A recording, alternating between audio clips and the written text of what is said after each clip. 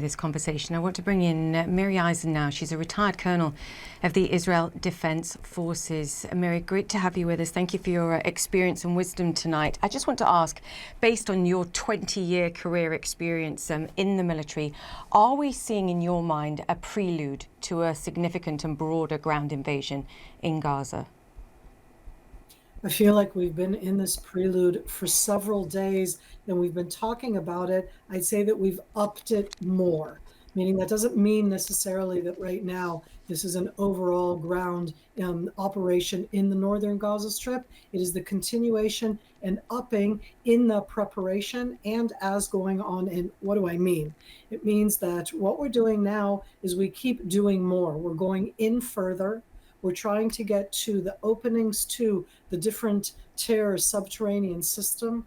We're trying as much as possible to target both the terrorists themselves and the cache of weapons, the different booby traps, the different surprises that terrorists want to try to trap us into in the Gaza Strip. They very much are very prepared. They've been preparing both the attack on October 7th for years, but they've been preparing their, as they'll call it, ground defenses to try to trap us in these urban areas. So what Israel is doing is trying as much as possible to take care of all these different traps that they're putting there as we go in to try to make our ground operation effective against the terrorists and, of course, to get to the hostages. So that all of this is the preparatory work.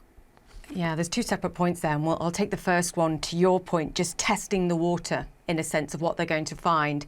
And you mentioned the word traps in particular. Each one of these incursions, and I mentioned this earlier on in the show, on the ground in Gaza provides some form of intelligence. And that's what you're saying they're gathering at this stage. Where are Hamas troops based? Where can we take out to protect the troops that we send in? This is all part of the ongoing prelude that we've been talking about now for, some 2 weeks. So that's not the only thing that you do. We are using all of the different capabilities that we have. Everybody's aware of the failure on October 7th of our assessment, and in thus the Hamas doing that atrocious attack, because we never thought that they would do something like that. How stupid of us. But right now we're using those immense intelligence capabilities, gathering capabilities, different types of probes, and that includes these ground incursions. And all of this is preparation, because at the end, if we really want to get to the hostages, I don't believe Hamas. They have not said anything about the hostages for the last 3 weeks. They haven't let out any information. They've been playing with us by leaving out happily for women, but that's all. And the ground operation, that's the way to get to them, to find out about them, to hopefully bring them home. So it's the combination of both, using the different intel capabilities, using your foraging into the land, going down underground. In the last few hours, there's been new things. No internet inside the Gaza Strip. From my point of view, a good thing. Most of what they've been putting out is such misinformation, so much. And my heart can go out to the people inside the Gaza Strip. And we've been telling them, move south, get out of this area that we're clearly coming in with our military force.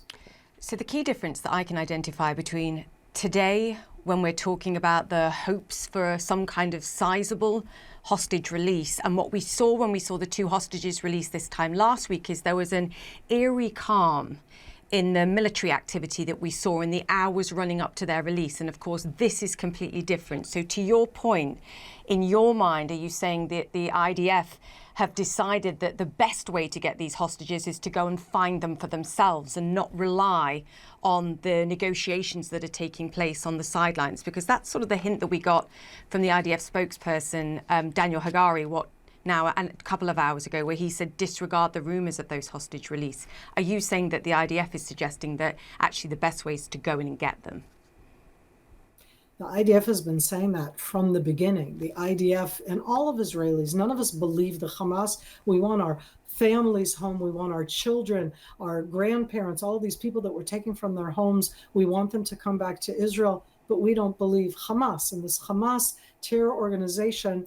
And I say these words, I don't say them lightly. The media manipulation in that sense, they don't want us to come in. They are terrified that we're going to come in and do exactly what we want to do. We need to arrive both at the terrorists and at their capabilities, so that they use that when they kidnapped over 200 people and killed so many more, and on purpose did it in such a way that you don't know who's alive and who's dead. When they did so, the hostages are their asset. And right now, what Israel is saying, the hostages are ours. We're going to take care of them, but you cannot use them as an asset. They're trying to use the hostages to not only delay the ground operation, but the terms of ceasefire. Israel doesn't bite into that.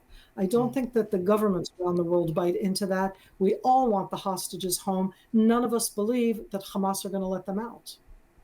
Miri Eisen there. Thank you so much for your time this evening. Pamela?